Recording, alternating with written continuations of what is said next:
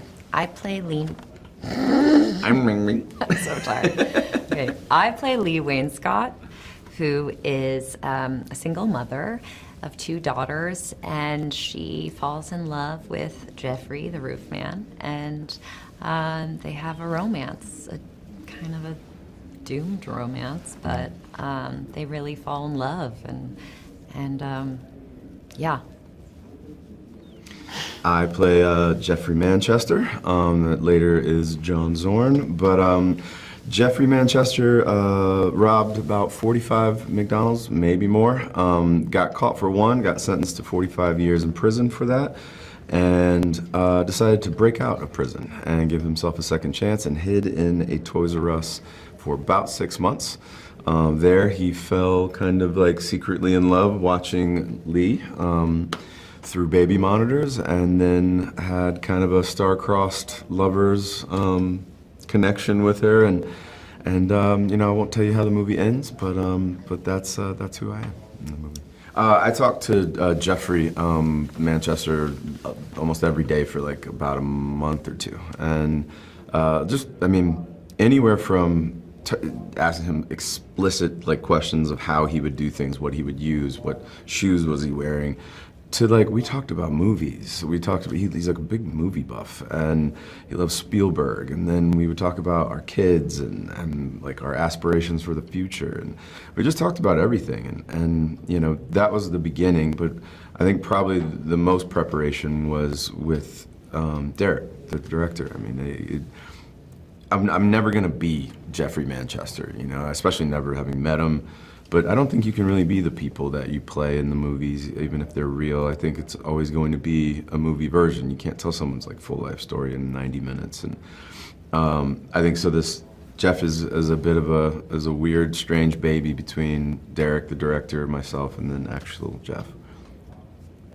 I prepared by I did an accent, and I also talked to Derek a lot about Leigh, and I work with someone, so I did my prep, my own personal prep, and bonded a lot with the Lily Colias and Kennedy, who play my daughters in the film.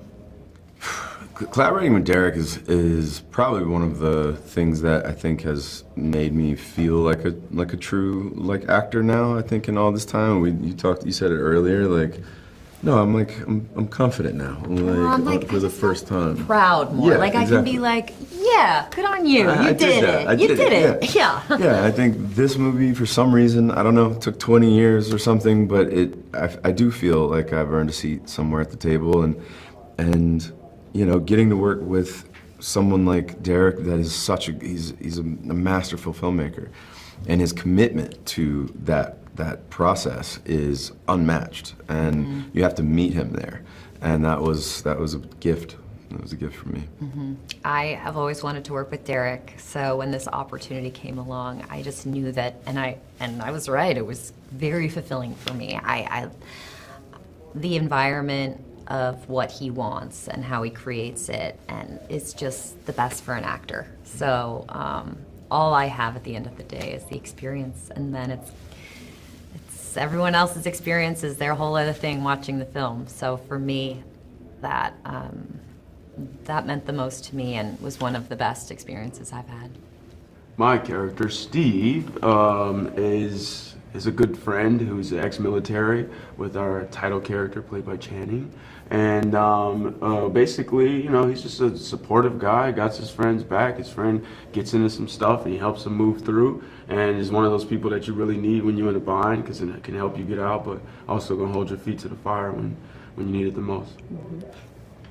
I play Michelle. I get to play Steve's girlfriend, but she's not in his life when we first meet Steve. She's in his life towards the end and of the movie, not of his life, but no, just to make that clear, you know. And I think she is somebody who makes you feel good. I think you like being around her. I think she likes kind of making you feel, she likes pointing out the best things that she can see in you, so you can try and see them too. I think she fell very in love with Steve, and I think she wants to be included in his kind of reality, which is, you know, a little bit dodgy, but at the same time, I think her investing in it is her proving how much she cares, and I think he probably enjoys that she's invested in it, and makes people feel calm when they have to have this kind of fake identity created. I think she's a soothing presence for that. I think she looks like she would be a lot of fun too, and it was definitely fun to get to play her and play with LaKeith and be a part of a scene also with the title character that Channing played, and Derek, to be part of Derek's universe. I mean, magic. Yeah. What drew me to the role? Money. No, I'm just kidding. Working with Derek, you know, that was the first thing. I was like, this dude is such a great artist, and then Channing was a part of it, and then I read the script, and I was like, this is so touching and heartfelt, and I've been wanting to do something like that for a while. It'd been a minute since I'd done something that I felt like meant something. So this, I was like, this really, this is a step that I want to move in, and it was, it's an indie movie, so I knew that the landscape would be one where artistry is encouraged, and I really appreciated that. And you know, sometimes it's encouraged with the bigger budgets as well, but I knew here with Derek and Juno and all these great people, it was going to be you know, a place where I could really perform. So all those things drew me to it, and then I was like, I'm on board, let's do it. Money. No, I mean, Derek, I think when you get a phone call from Derek asking you if you want to come be a part of his world, there's a moment of like, is this real? Oh my God. And I couldn't be more honored to have been a part of something, like LaKeith said, that actually feels like it means something and will leave an impact on the audience that feels like it's positive. There's a kind of joyous emotion that comes out towards the end of it that you don't expect, I think. And it's nice to be reminded of the beauty and humanity that you don't always leave feeling great about from movies, which both are important, you know, but I think I'm definitely drawn to dark movies and, like, you know, feeling all the dark things and all the emoting and you feel all of that throughout this movie, but then you leave with this kind of joy of being a flawed human. And I think the performances and knowing the performances that Derek's gotten in previous projects of his from actors, and you know, the team, he uses the same team of people to make all his movies. There is an absolute language of understanding of how to create a human reality that you then tumble into and you don't want to leave. It's just, I'm so proud to be a part of this story. Drew me to Jeffrey Manchester's story, I think when I heard the story, it felt like a movie. I could kind of see it immediately as a movie. I was drawn to his character because he was so contradictory. He was warm and a criminal at the same time. He was heartfelt and dangerous. He was a lover and a father who just wanted to do the best for his family, but kind of went about it in like these very extreme ways. I always try to think, like, it seemed like Jeffrey Manchester, like if he wanted to kill an ant, he'd use a sledgehammer.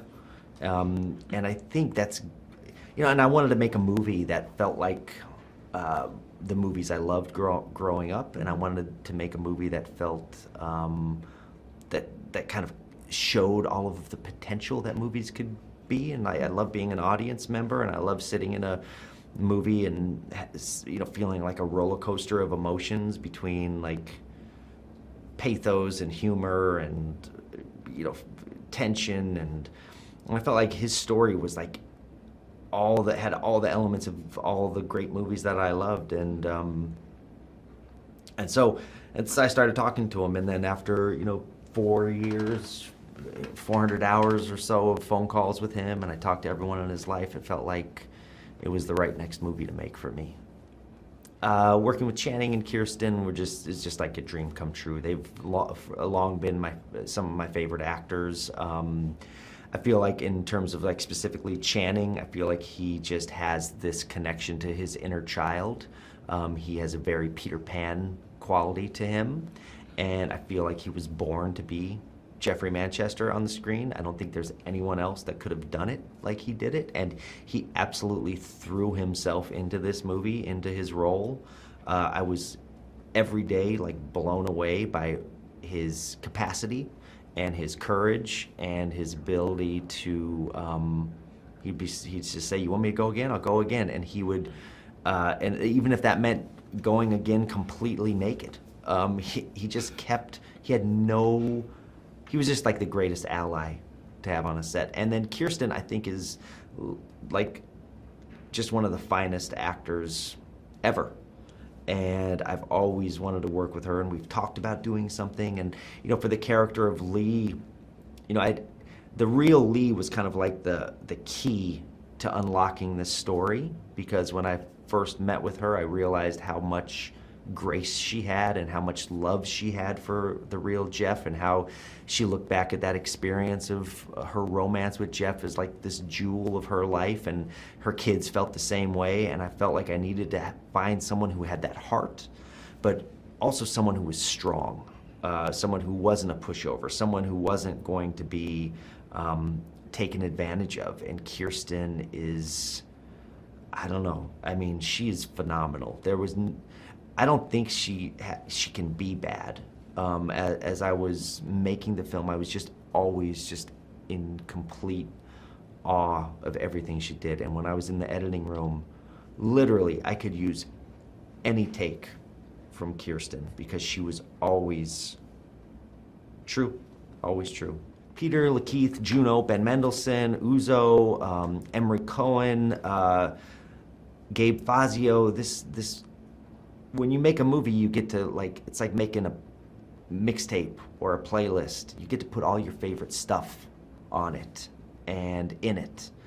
And these are all my favorite actors. Now, like, when I was in high school, I didn't really hang out with the cool kids, because I felt like the cool kids were like cold, and they just, I hung out with the warm kids, and all the warm kids were like the misfits. And so I've always been attracted to misfits. And in some ways, like that old Christmas special, The Isle of Misfit Toys, you know, I felt like my cast, I could do like The Isle of Misfit Toys. And every one of those actors to me is like Rudolph. They're like completely unique. They have their own superpowers. They are, and they all have incredible hearts and incredible gifts. And if you get Rudolph on your, to drive your sleigh, you're gonna win. So I had like a team of like 8 Rudolphs.